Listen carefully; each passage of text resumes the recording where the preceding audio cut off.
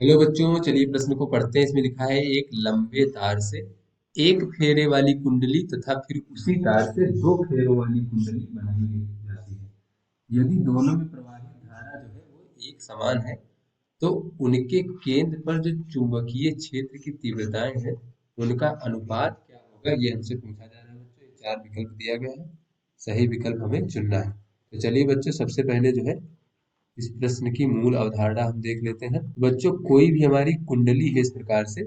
ये बच्चों मान लीजिए हमारी कोई कुंडली है जिसकी त्रिज्या जो है बच्चों वो अगर आर है और इसमें बहने वाली धारा आई है, और बच्चों इसमें फेरों की संख्या जो है, फेरों की संख्या एन है।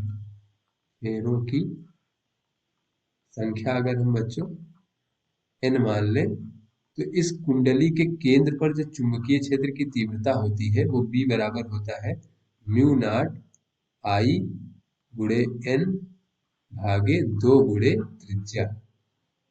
बच्चों आई जो है ये बहने वाली धारा है। तो चलिए बच्चों, अब अपने प्रश्न को हम हल करते हैं। बच्चों, इसमें कहा गया है कि कोई एक लंबा तार है। तो बच्चों मान लीजिए ये हमारा कोई एक लंबा तार इस प्रकार से है बच्चों, और इसकी लंबाई को हम एल मान लेते हैं कि ये एल लंबाई का लंबा तार है। बच्चों, इससे जो है पहले एक फेरे की कुंडली बनाई जाती है बच्चों इस प्रकार से। तो यहाँ पे बच्चों फेरों की संख्या एक है और बहने वाली धारा को हम आई मान लेते हैं। तो ऐसे में बच्चों ये पहले जो है इसकी त्रिज्या जो है ये R1 मान लेते हैं। तो यहाँ पर केंद्र पर जो चुंबकीय क्षेत्र की तीव्रता होगी उसको हम B1 से प्रदर्शित करें तो B1 बराबर हो जाएगा म्यू नॉट बहने वाली धारा I।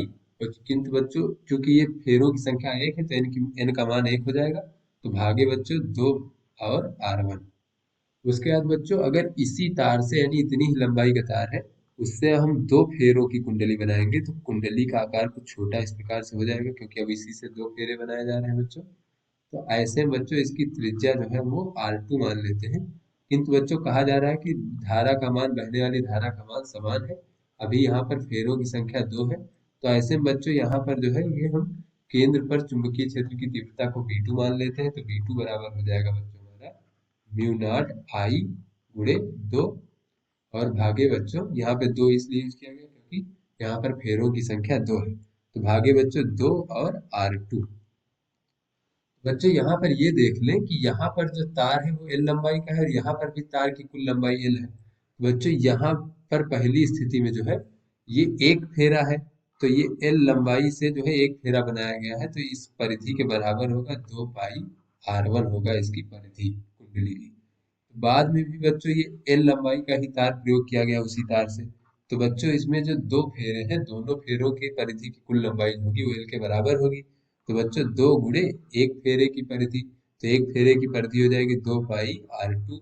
बच्चों ये हो जाएगा चार पाई R2। तो बच्चों ये दोनों ही एल के बराबर है तो ये दोनों आपस में बराबर होंगे। तो बच्चों इन दोनों को जब हम आपस में बराबर कर देंगे तो ये हमें R2 बराबर मिल जाएगा R1 भागे दो। तो बच्चों ये R2 बराबर R1 भागे दो को जो है मैं यहाँ पे B2 में अगर रख दें तो ये B2, बच्चों ये B2 बराबर हमें प्राप्त हो जाएगा B2 बराबर म्यू जीरो आई गुणे दो भागे दो गुणे, और बच्चों ये R2 की जगह रख देंगे हम R1 भागे दो, R1 भागे दो। तो बच्चों ये दो से दो कट जाएगा और ये हो जाएगा म्यू जीरो आई गुणे दो भागे R1।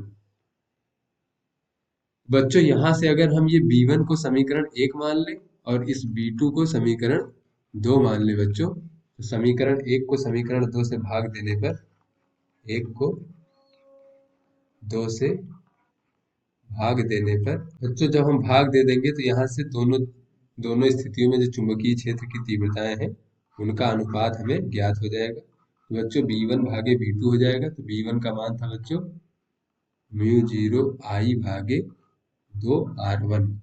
इसी प्रकार बच्चों B2 का मान यहाँ पे हमें प्राप्त हुआ है म्यू जीरो आई गुणे दो भागे R1। तो यहाँ से बच्चों ये हो जाएगा म्यू जीरो आई भागे दो R1 गुणे बच्चों R1 भागे म्यू जीरो आई गुणे दो।